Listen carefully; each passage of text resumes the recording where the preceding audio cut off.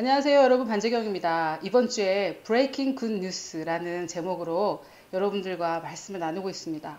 지금 9주 특별기획 두 번째 사랑의 하늘 아버지를 여러분들과 함께 공부하고 있는데 잠깐 쉬어가는 그런 한 주로 제가 이번 주에 하나님께서 저에게 말씀하신 새롭게 깨닫게 해주신 귀한 진리가 있어서 여러분들과 나누기를 원합니다. 제 마음에 해결되지 않은 몇 가지 질문이 있는데요.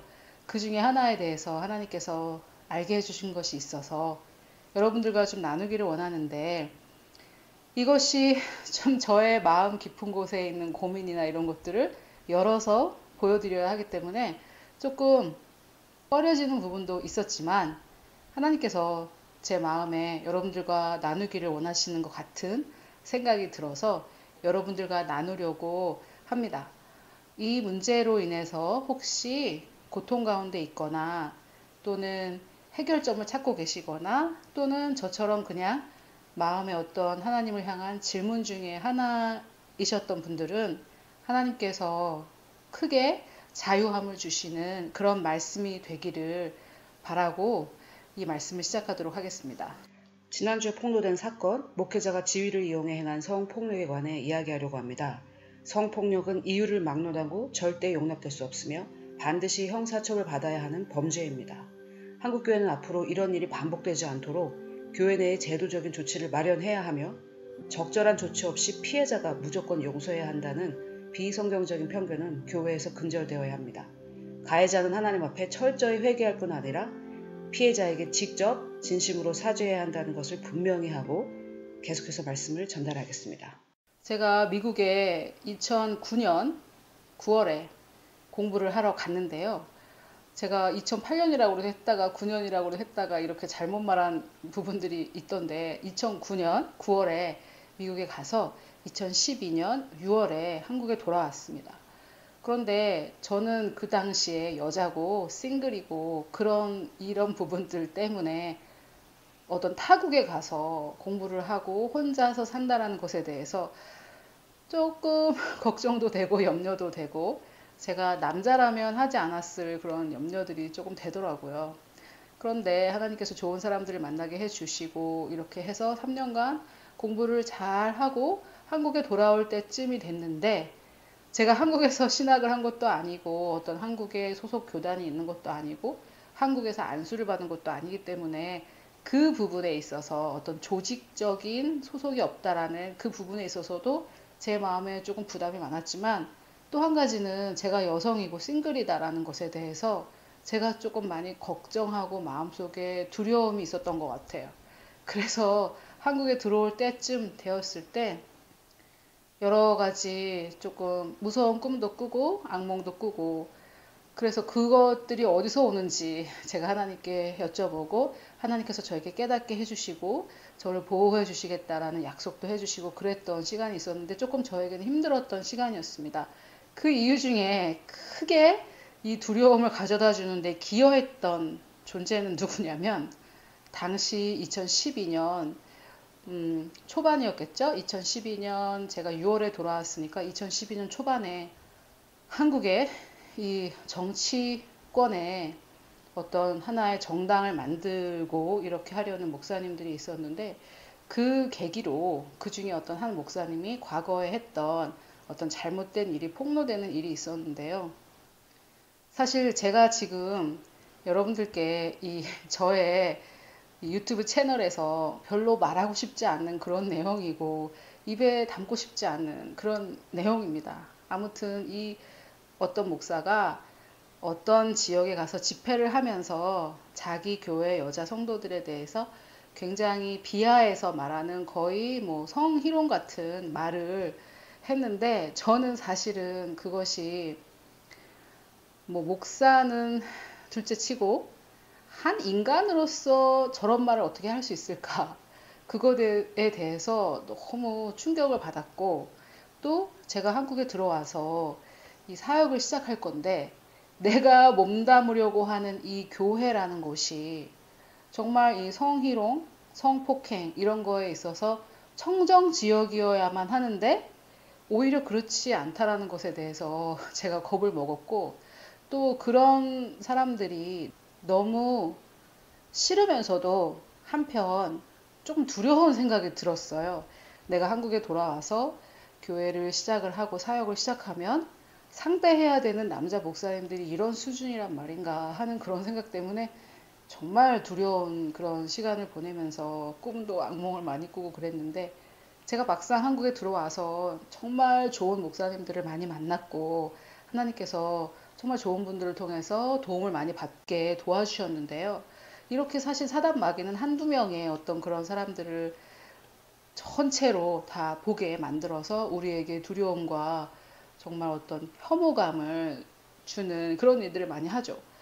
아무튼 그 첫 번째 그 사건에 제가 정말 충격을 받았고, 지금도 아직까지도 그 목사님은 사죄하지 않고 사과하지 않고 자기의 명예를 뭐 다시 되찾는다면서 그 목사님에 대해서 비난하는 글을 올리는 사람들에 대해서는 명예훼손죄로 고소를 하고 있다고 하는데, 뭐 사실 정말 이해가 되지 않아요. 아무튼 그런 일이 있었고, 그리고 나서 저도 청년 때 상당히 그분을 존경하고 그분에 대해서 책을 읽고, 책도 많이 쓰신 분인데, 청년 사역을 하신 목사님이 자기 교회의 청년들을 성희롱하고 했던 일들이 크게 터졌고, 더 제가 충격을 받았던 것은 그 교회에서 그 일을 처리했던 과정들, 이런 거에 대해서 정말 너무 충격적이었고, 지금도 일을 깔끔하게 해결하지 않는 것 같은 그런 느낌을 받고 있어서, 참 이게 정말 한 성직자로서 어떤 이런 것보다는 한 인간으로서 저렇게 해서는 되는가, 이런 생각들을 많이 했고, 저도 이런 문제에 있어서 이렇게 언급하거나 이럴 생각이 별로 없었고요. 사실은 뭐 너무나 뜨거운 감자고, 뭐 제가 얘기한다고 해결되는 것도 아니지만 어떻게 얘기해야 될지 모르겠고, 또 교회에서 특기가 뭡니까? 항상 하는 말이 다윗도 하나님이 용서하셨다. 항상 그 얘기를 하면서 죄 없는 자가 놀러 쳐라, 이러면서 이런 부분에 대해서 잘못됐다고 얘기하는 사람들에게 오히려 같은 죄가 숨은 죄가 있는 거 아니냐 이렇게 얘기하고, 이런 것들에 대해서 제가 상당히 마음에 큰 어려움이 좀 있었거든요. 이유는 모르겠어요. 저는 이런 소식을 들을 때마다 정말 너무 제 마음이 어렵고, 그리고 또 제가 여성이라서 그럴 수도 있지만 하여튼 좀 그랬습니다. 그래서 그거 제가 어떻게 처리할 줄을 알지 못했고, 마음의 이 분노, 너무 화가 나고 그 사람에게 너무 화가 나고, 또 다윗도 그랬는데 뭐 이러면서 그 사람들을 용서해야 된다. 제가 용서할 일은 아니지만 그 사람들에 대해서 분노하는 이 자체에 대해서 이해하지 못하고 이런 분들도 계시죠. 그래서 저도 사실은 제 지혜를 가지고는 이걸 어떻게 처리해야 되는지 잘 알지 못했습니다. 그런데 오늘이 여러분 8월 7일 날 제가 이것을 지금 녹화하고 있는데요. 이번 주에 또 더 충격적인 일이 일어났고 많은 분들이 아실 겁니다. 이번에는 청년 사역을 하시는 분이 아니라 청소년 사역을 하시는 분이 거의 10년 전쯤에 여고생을 자기의 어떤 지위를 이용해서 강요해서 성관계를 가졌고, 그것을 4년간 지속했다가 뭐 부모가 알게 돼서 뭐 이런 일들에 대해서 여러분도 들으셨죠. 제가 더 이상은 자세하게 묘사하고 싶지는 않은데, 뭐 이분의 다른 점이 있다면 바로 사죄하고 사역에서 내려왔다라는 그런 다른 점이 있는데, 그분이 진심인지 어떤지 그런 것은 저는 알지 못하고 제가 용서해야 될 일도 아니고 하지만, 그냥 여러분들과 제가 저의 마음에 진심을 좀 나누고 싶은데요. 그런 일이 일어날 때마다 제가 너무 마음이 어렵고, 또 제가 여성이라서 그런지 그럴 수도 있겠죠. 그건 뭐 아닐 수도 있고요. 성별과 상관없이 그런 교회에 있어서는 안 되는 일들이 있을 때 어떻게 우리 교회는 반응을 해야 되는지, 이런 것들도 사실은 많은 경험이 없고 제도적으로도 참 문제가 많고 노회에서도 잘못된 반응을 하고 있다고 들었고요. 저는 어쨌든 제 마음에 너무나 어렵고 이 문제에 대해서 분노가 되고 하기 때문에 이거에 대해서 하나님께 좀 여쭤봤습니다. 하나님, 정말 저는 이것이 너무나 분노가 되고 화가 나는데 이거를 제가 어떻게 처리하기를 원합니까? 저는 당사자도 아니고 피해자도 아니지만 하나님 제 안에서 그 정말 있을 수 없는 일에 대해서 제가 같은 사역자가 아니더라도 어떻게 목사고 뭐 교수고 이런 걸 떠나서 한 인간으로서 하나님의 말씀을 전하고 나누고 이렇게 하면서 어떻게 나를 영적인 리더로 따라오는 사람을 성폭행을 할 수 있을까? 이것에 대해서 제가 조금 많이 충격이 되더라고요. 혹시 여러분들도 그런 충격이 있으셨거나 하신 분들은 오늘 하나님께서 저에게 주신 해답에 대해서 같이 생각해 보셨으면 좋겠고, 혹시 그런 피해를 보신 여성분들이 계시다면 제가 그 마음의 고통이나 이런 것들에 대해서 다 알지는 못하지만 오늘 제가 나누는 말씀이 여러분들에게 어떤 해결책, 하나님의 위로와 하나님의 어떤 해결책의 실마리가 되기를 바라는 마음에서 제가 이 말씀을 나누도록 하겠습니다. 먼저 제가 저의 성격이나 저의 성향에 대해서 조금 설명을 드려야 아마 오늘 이 메시지가 잘 이해가 되실 텐데요. 저는 개인적인 성격과 성향이 제 주변 분들이 조금 이해를 못 하시기도 하고 또 너무 유별을 떠는 것이 아니냐 이렇게 생각하실 정도로 저는 조금 분명한 기준을 가지고 있는 사람인 것 같아요. 그래서 저는 뭐 목사님들은 당연하고 교수가 어떻게 저럴 수 있어 이런 것들, 아니 어떻게 부모가 저렇게 할 순 없지, 이런 어떤 기준들을 굉장히 높게 가지고 있는 성향인 것 같아요. 그래서 저 자신에 대해서도 용서하는 게 굉장히 힘들고, 또 저는 하나님의 말씀을 항상 대하고 전하는 사람이기 때문에 여러분들에게 이게 하나님의 말씀이니까 이렇게 하십시오 이렇게 말하는 그런 입장이기 때문에 저 자신의 모습에서도 하나님 말씀대로 하지 못하는 모습이 발견되면 되게 많이 괴로워하는 그런 스타일이거든요. 그래서 저의 그런 개인적인 성향 때문에 더더욱 이런 문제들이 저에게 정말 힘든 그런 무게를 가져다 줬고, 사실 저 개인에게 상처를 준 사람보다도 저는 이런 분들이 정말 용서가 안 되고 제 마음에 너무나 분노가 일어났고, 사실 제가 누구를 이 주먹으로 한 대 칠 수 있는 기회가 생긴다면 정말 그 세 명 중에 한 명을 찾아가서 정말 그냥 손을 때리면 손이 아프니까 이 뭐라도 하나 끼고 때리고 싶은 그런 정도의 그런 마음의 어떤 어려움이 있었어요. 그냥 솔직하게 여러분들께 말씀을 드립니다. 제가 개인적으로 저에게 잘못한 사람에게 갖고 있는 분노보다는 이게 저는 과연 있을 수 있는 일인가 하는 그런 생각이 들었어요. 그래서 저는 하나님 말씀에서 용서를 하라고 가르치시기 때문에 용서하라고 가르치고 있는 사람이지만, 이번 주에 있었던 여고생을 4년간 강압적으로 성관계를 가져왔던 이 일에 대해서 나는 이 목사를 용서할 수 있을까 하는 생각을 하게 되었습니다. 또 저는 이런 생각도 좀 해봤어요. 이 여고생이 만약에 내 딸이었다면 어떻게 했을까? 이 질문을 저한테 해보니까 정말 이것은 심각한 문제더라고요. 그래서 그냥 용서하세요. 하나님이 용서하라고 하십니다. 이렇게 가볍게 얘기할 수 있는 문제는 아니구나. 이런 생각이 들었습니다. 그래서 저의 생각이 거기까지 가자. 아니, 어떻게 여고생을 영적 지도자가 그렇게 4년간이나 억압적으로 그 사람을 폭행할 수 있었을까? 피해자는 여고생이었고 가해자는 이 여고생의 영적 지도자였다라는 것이 굉장히 중요하고 충격적인 사건이었더라고요. 그러면 안 되지. 여고생이고 자기는 영적 지도자인데 어떻게 그럴 수 있어? 이렇게.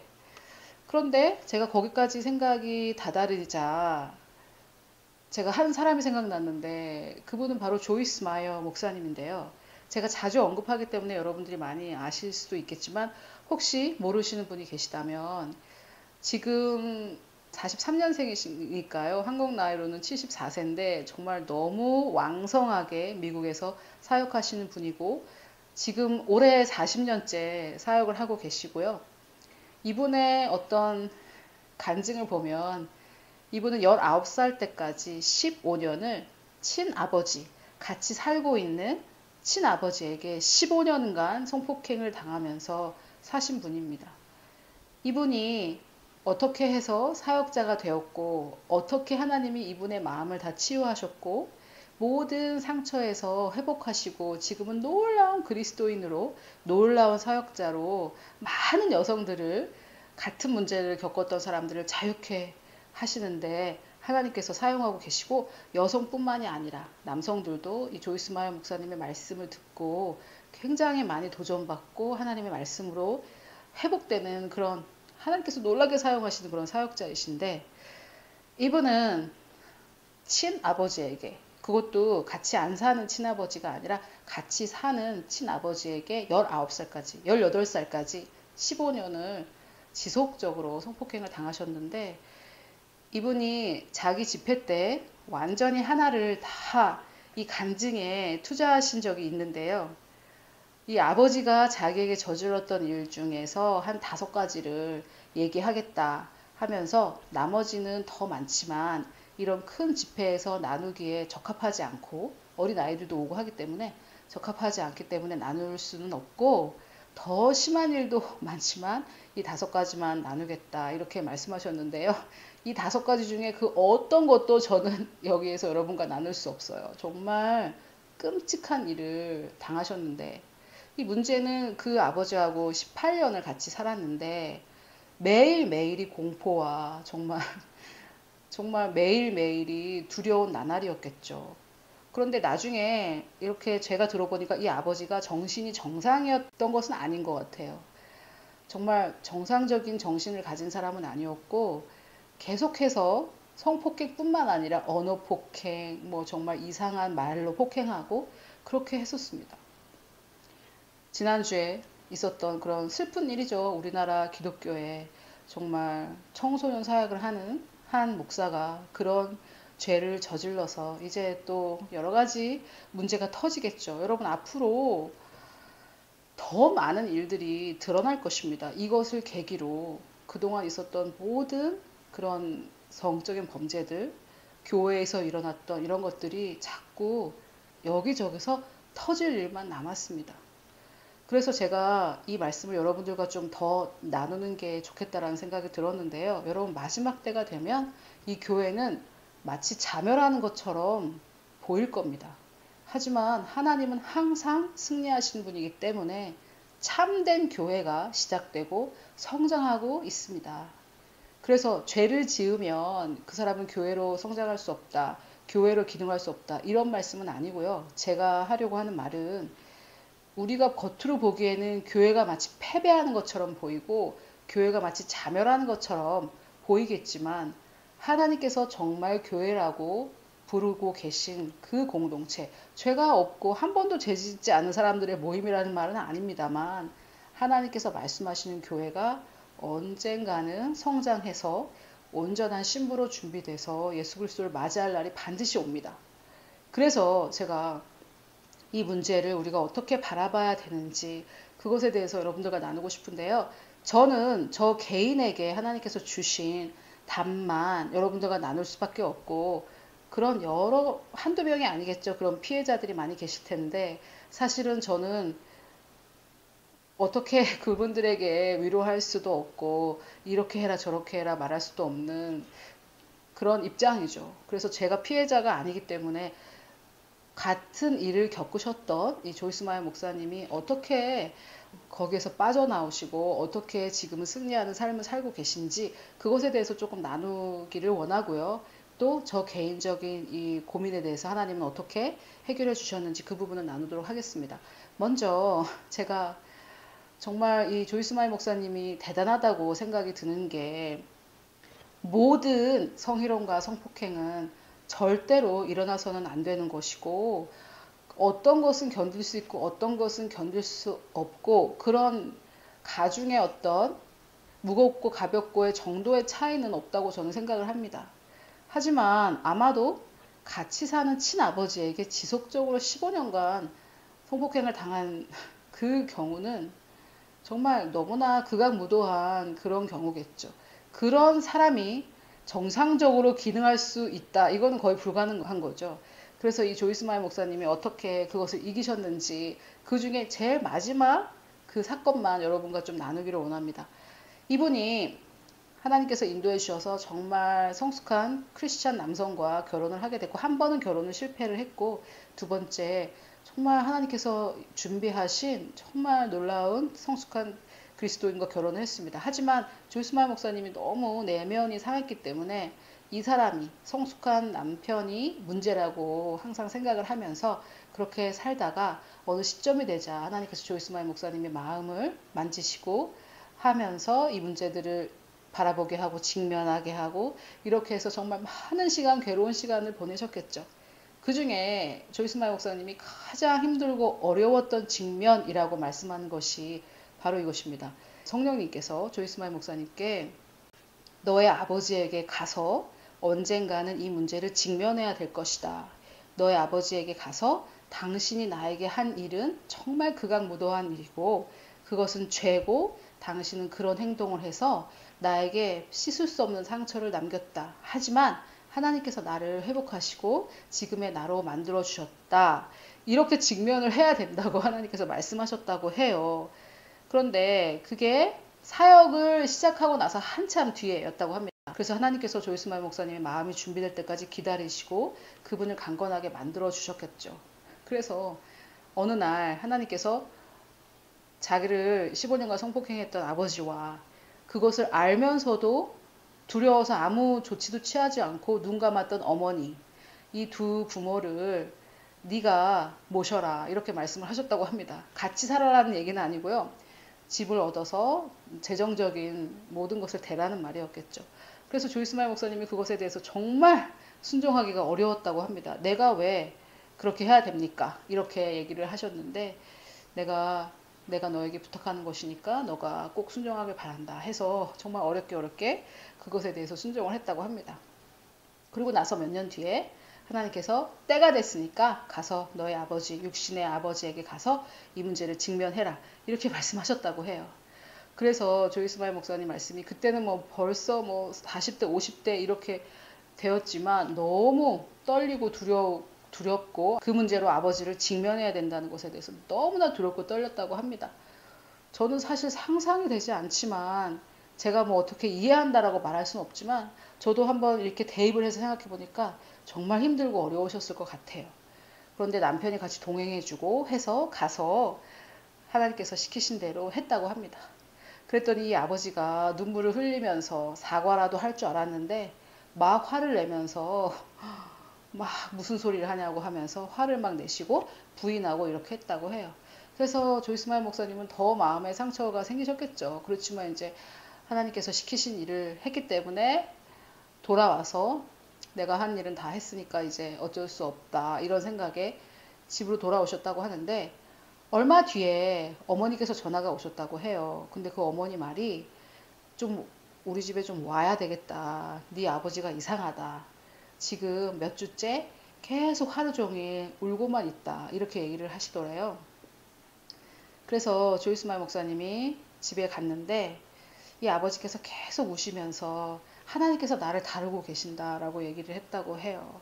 그러면서 이 아버지가 사과를 했는데 80이 다 돼서 그때서야 딸에게 사과를 했는데 그러니까 아마 조이스 마이 목사님은 거의 60대가 다 되셨던 것 같아요.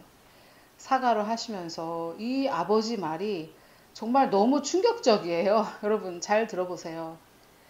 내가 너에게 했던 짓이 정말 잘못된 짓이라는 것은 알았지만 그것이 너에게 그렇게까지 상처를 줬을지는 몰랐다. 이렇게 말을 하셨다는 거예요. 사실 제가 그 얘기를 처음 들었을 때 아니 그게 말이 돼? 어떻게 친아버지가 15년을 자기 딸을 강간을 했는데 그게 딸에게 그렇게 큰 상처가 됐을지 몰랐다는 게 어떻게 말이 되는가? 저는 정말 너무 충격을 받았거든요. 왜냐면 저의 성격, 저의 성향을 제가 말씀을 드렸었는데 저는 어떻게 목사님들이 그럴 수 있어? 어떻게 교수가 그럴 수 있어? 어떻게 부모가 그럴 수 있어? 어떻게 그럴 수 있어? 이렇게 하는 성향이고 성격이다 보니까 제가 어떻게 결론을 내렸냐면 알고 저런다. 사람에게 상처를 주기 위해서 저러는 거야. 이렇게 저는 생각을 하고 결론을 내렸었던 것 같아요.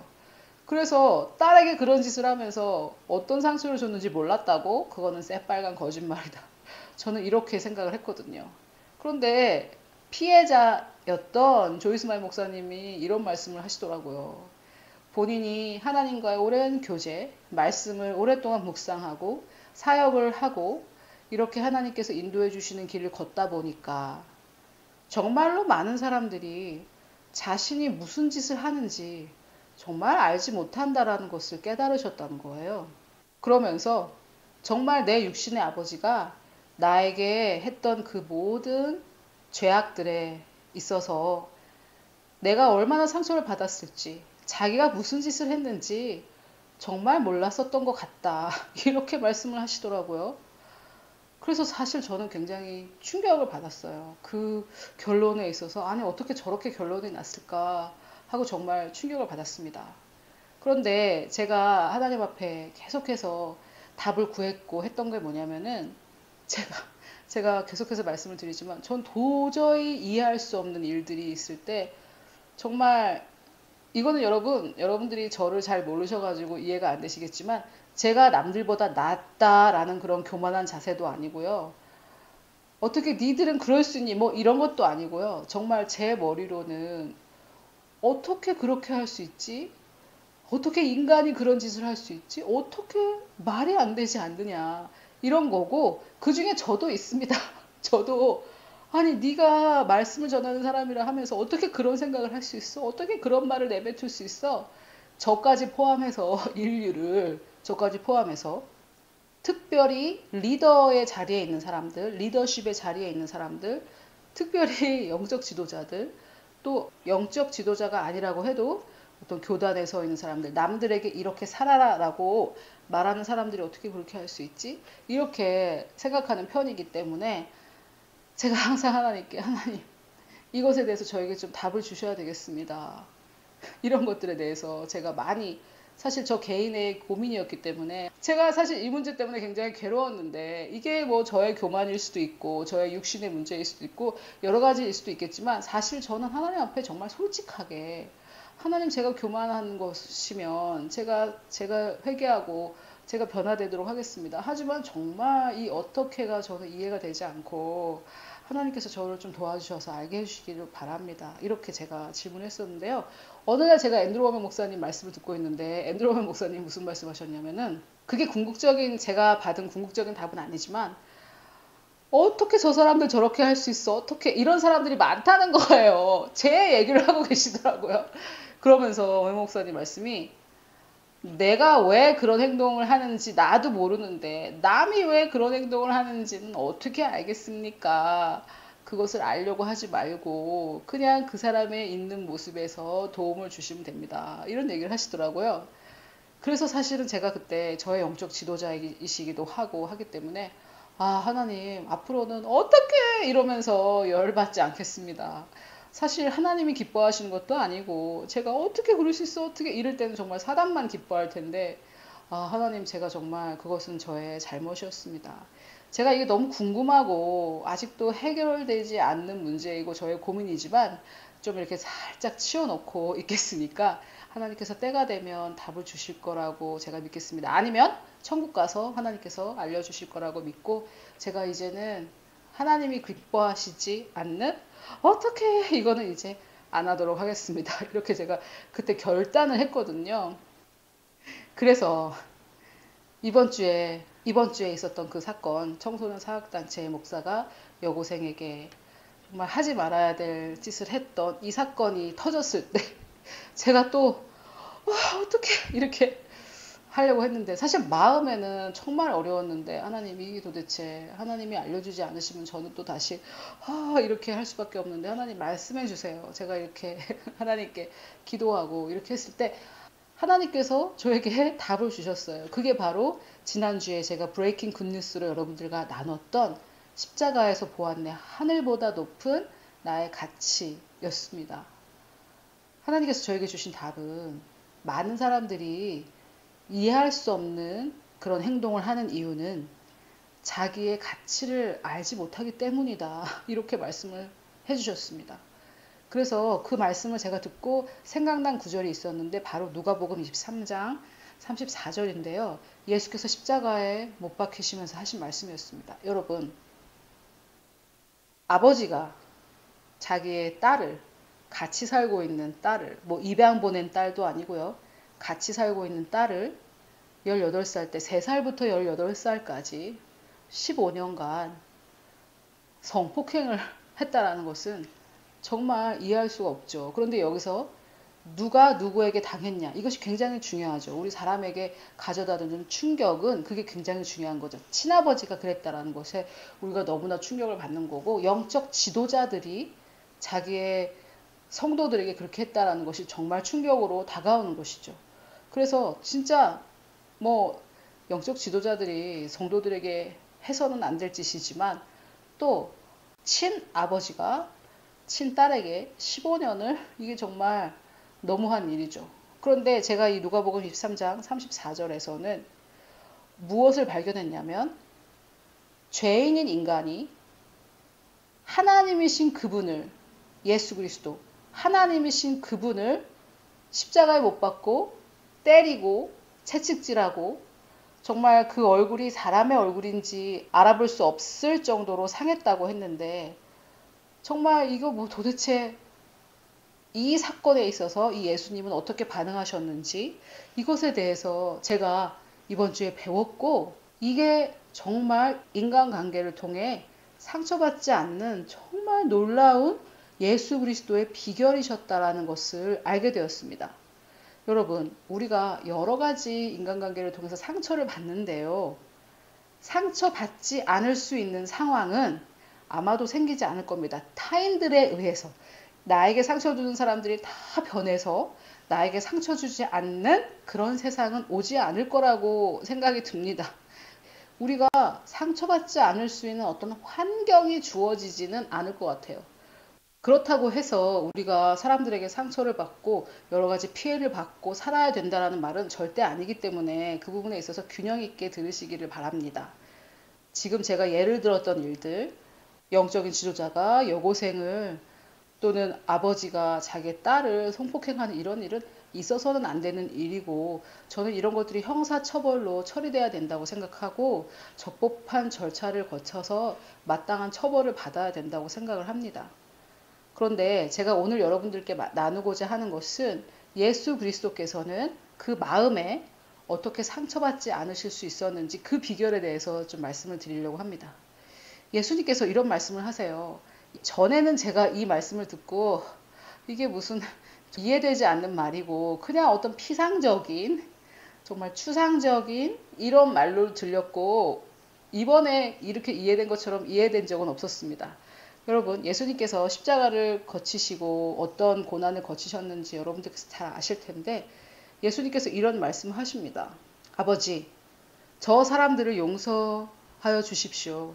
저 사람들은 자기네가 무슨 일을 하는지 알지 못합니다. 이렇게 예수님께서 말씀하시자, 또 이 군사들은 예수님의 옷을 제비 뽑아가지고 나눠가지고 이렇게 합니다.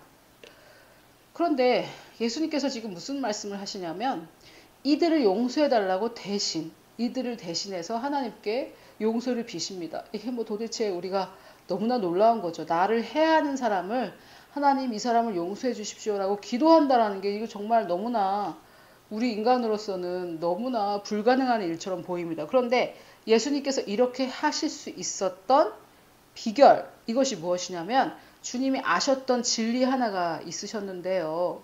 저는 이 진리에 대해서 계속 거부를 해왔고, 그 사람들은 알면서 저렇게 악한 일을 하는 거야. 의도가 뭐야? 무슨 의도야? 나를 해하려는 의도야?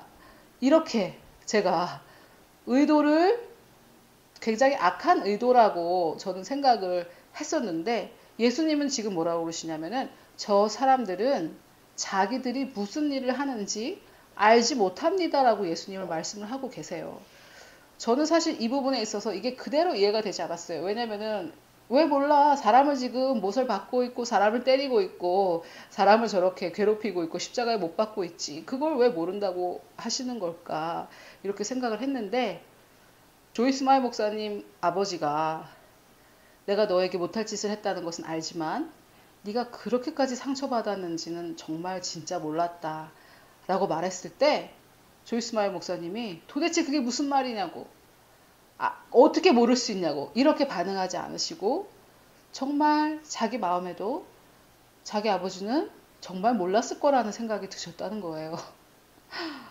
그 얘기의 결과를 좀 말씀드리면 조이스 마이어 목사님의 아버지는 돌아가시기 4년 전에 예수님을 영접하셨고 조이스 마이어 목사님을 통해서 예수님을 영접하셨고 조이스 마이어 목사님에게 세례를 받고 정말 그 죄사함의 큰 기쁨을 누리시다가 돌아가셨는데 자기의 삶을 정말 한탄하시면서 후회가 가득한 상태로 돌아가셨다고 해요.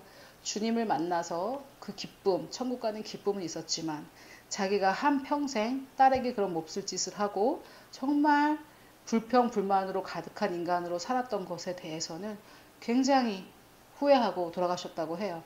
하지만 하나님께서는 이 조이스 마이어라는 한 사람의 자유의지의 선택을 통해서 정말 사단에게 강펀치를 날리고 크게 승리하신 그런 일을 하신 거죠. 그래서 저도 그래 정말 몰랐을 수도 있겠구나.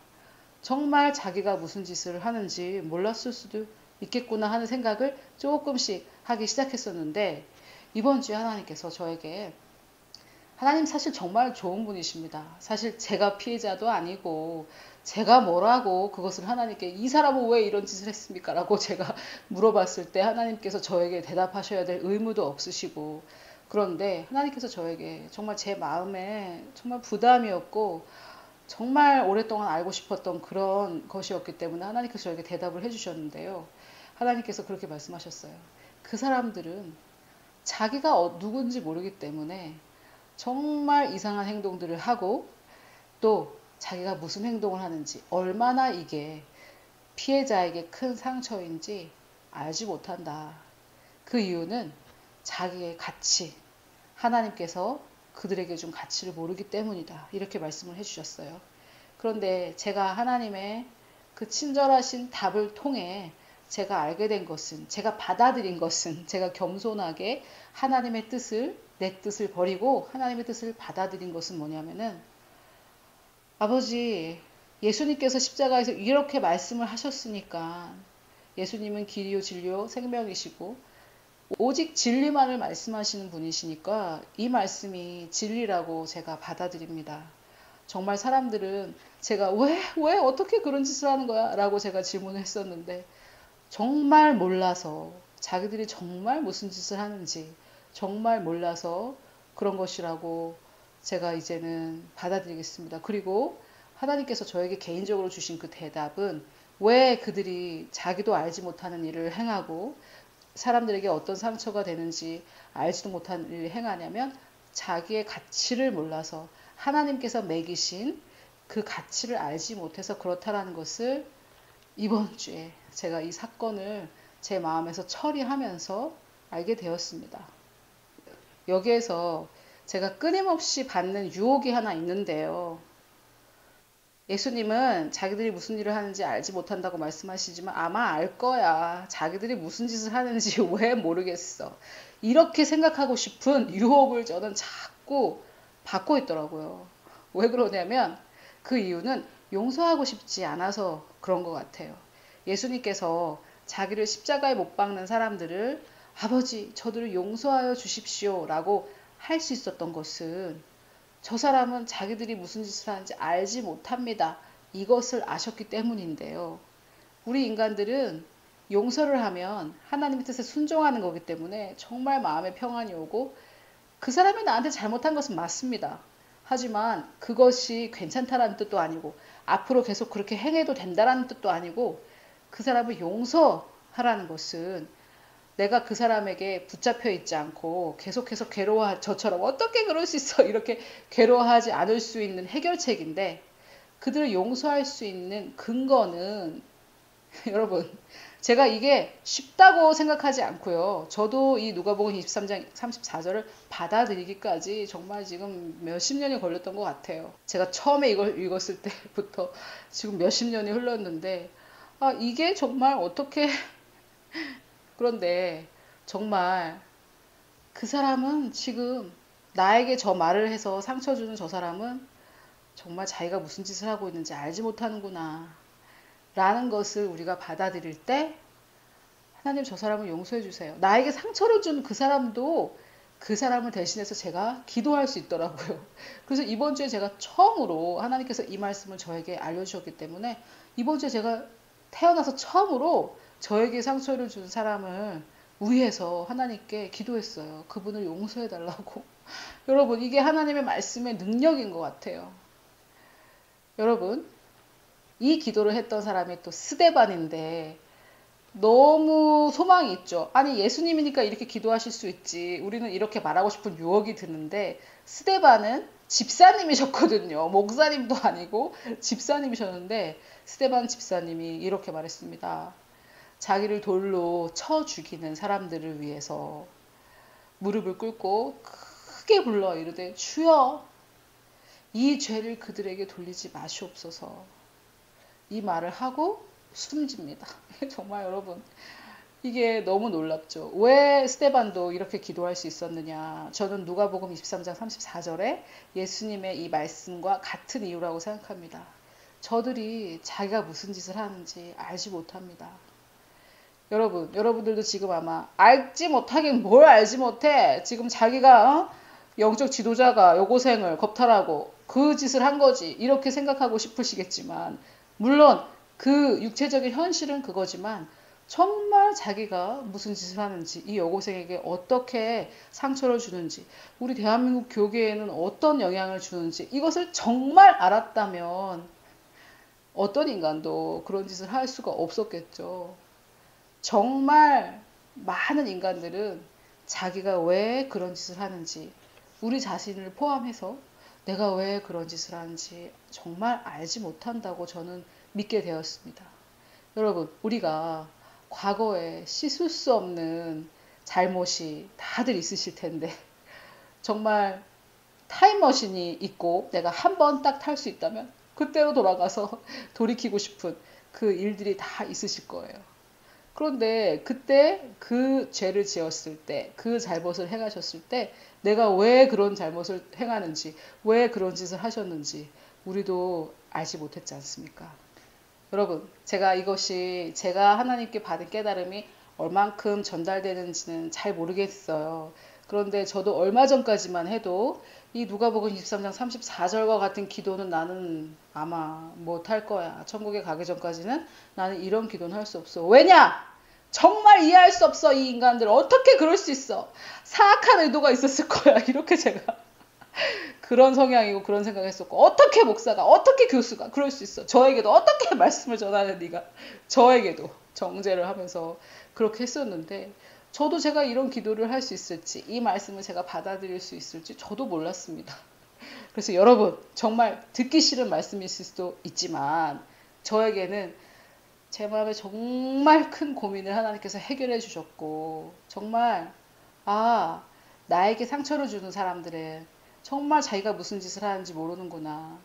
그리고 저도 이제는 그런 사람들을 위해서 이렇게 기도할 수 있는 어떤 용의가, 소원함이 조금씩 생기는 것을 알 수가 있어요. 여러분, 이 지난주에 있었던 참 정말 이 슬픈 사건, 있어서는 안 됐을 이 사건에 대해서 말씀을 드렸는데, 사실 저는 피해자가 아니기 때문에 그 피해자의 정말 상한 마음과 상처의 깊이와 이런 것을 다 알지는 못하지만, 제가 그 사건을 통해서 저 개인 한 사람, 말씀을 전하는 여성 사역자로서 이것을 제 마음속에서 처리하면서 제가 깨닫게 된 한 가지를 여러분들과 나눴습니다. 또 먼저 이 일을 극복하신 조이스 마이 목사님의 그 경험을 통해서, 그 승리를 통해서 그분의 어떤 고백, 정말 많은 사람들은 자기가 무슨 짓을 하는지 정말 알지 못한다.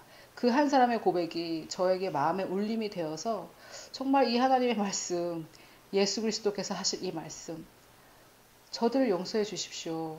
아버지, 저들에게 죄를 돌리지 마십시오. 왜냐하면 그들은 그들이 무슨 짓을 하는지 알지 못합니다. 이 놀라운 말씀을 제가 제 마음으로 받아들이게 되었습니다. 여러분, 우리가 받는 상처는 정말 지난주에 있었던 그런 사건들과는 다른 자잘한 일일 수도 있지만 이 사건의 크고 작음을 떠나서 정말 예수님의 본을 따라 우리가 우리 마음의 상처를 받지 않고 인간들에게 영향받지 않을 수 있는 비결이 바로 예수님께서 십자가에서 보여주신 이 방법입니다. 사람들은 자기의 가치를 알지 못하기 때문에 이상한 짓들을 하게 되고 자기가 왜 그런 짓을 하는지 사람들은 알지 못합니다. 여러분에게 상처를 준 그 사람, 왜 그런 짓을 하는지 그 사람은 알지 못합니다. 저에게 상처를 주셨던 분들, 그분들도 왜 그런 일들을 하는지 알지 못합니다. 우리가 이것을 인정할 때, 하나님, 그들을 용서해 주십시오. 그들의 죄를 그들에게 돌리지 마시고 용서해 주십시오. 자기들이 무슨 짓을 했는지 알지 못합니다. 라고 우리도 고백할 수 있고, 인간관계에서 상처받지 않을 수 있는 이 놀라운 예수 그리스도의 비결을 우리도 가질 수 있게 된다고 생각합니다.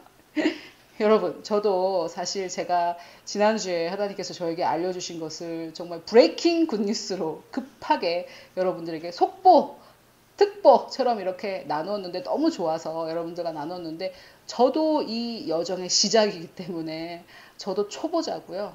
여러분들께 나눴지만 저도 초보자고 저도 앞으로 이것에 대해서 점점점 예수님의 모습을 닮아가고 성장해 가기를 원합니다. 쉽지는 않을 거라는 것을 저도 알아요. 제 마음에도 많은 상처를 받은 일들이 있고 앞으로도 받겠죠. 하지만 상처받지 않을 이 비결을 예수 그리스도께서 십자가에 달리시는 그 순간까지 우리를 위해서 이렇게 말씀하셨는데 이것을 우리가 받아들임으로 해서 이 인간관계에서 승리하고 사람들에게 상처받지 않고 오직 하나님께 집중하며 하나님 중심적인 삶을 살 수 있는 저와 여러분이 되시기를 모든 사람을 용서하시는 능력을 가지신 예수 그리스도의 이름으로 축복합니다.